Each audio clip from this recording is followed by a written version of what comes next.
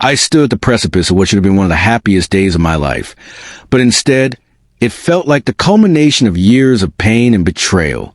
My fiancé, Matt, had been my rock through the tumultuous waters of my past.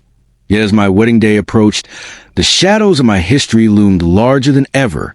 It felt like a cruel twist of fate, a series of events that had led me to this moment of heartbreak. Growing up, I always lived in the shadow of my twin sister, Talia. Our parents adored her, often showering her with affection, while I was left feeling like the black sheep of our family. This dynamic seeped into every aspect of my life, creating an emotional trauma that I struggled to shake off. The rift between Talia and me widened as we matured, but it reached a new level during our college years when she stole my college application essay. I had poured my heart into that piece, crafted my dreams and aspirations into words, only to discover that she submitted it as her own. The moment I found out, it felt like a dagger in my heart. I knew the consequences of reporting her would be severe, but I couldn't let her get away with it. When I mustered the courage to tell my parents, they reacted with anger and disappointment, reinforcing my place as the family outcast. As I entered college, I hoped for a fresh start. I surrounded myself with a supportive group of friends who accepted me for who I was, and I fell in love with Matt. He was everything I had ever wanted: kind, understanding, and respectful of my boundaries, especially concerning my family. With him, I felt I had finally escaped the turmoil of my past, if only for a moment. We shared dreams, laughter, and a sense of belonging that I had longed for. But as the wedding drew near, the fractures in my life began to resurface, threatening the fragile peace I had built. Matt insisted on inviting my family to the wedding, believing it was the right thing to do. I felt a wave of anxiety wash over me at the thought. The mere idea of Talia being present filled me with dread. I knew that including them would only open old wounds, but I also understood that Matt wanted to honor family ties. Our discussions turned into arguments, and the strain began to erode the foundation of our relationship. I felt trapped, torn between the man I loved and the family that caused me so much pain.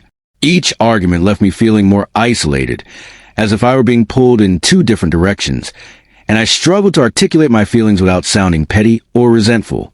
When the wedding day finally arrived, I was a bundle of nerves. I adorned myself in white, but the color felt more like a shroud than a celebration. As I stood at the altar, I scanned the crowd, hoping for a moment of clarity, a sign that everything would be all right.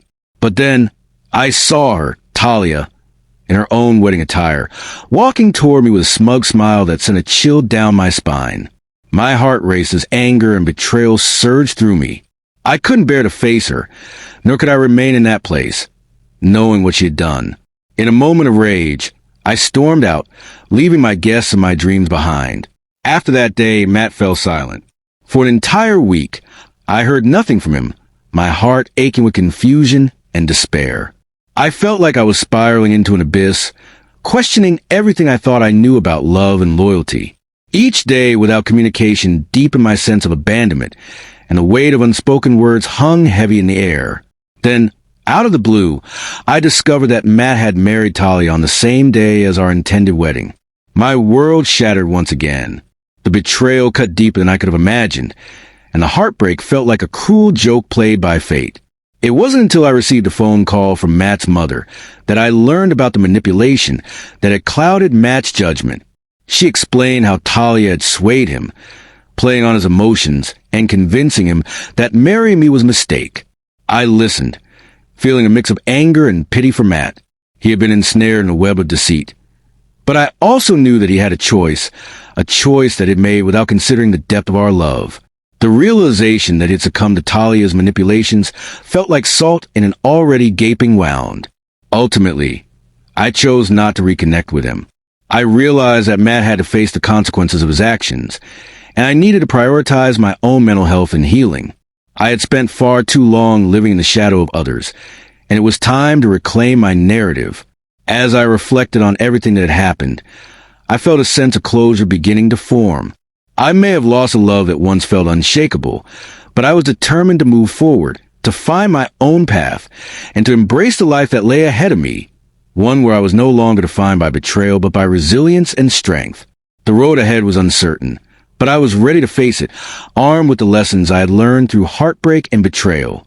I understood that the journey of healing would take time, but I was willing to walk it, step by step, toward a future that belonged to me.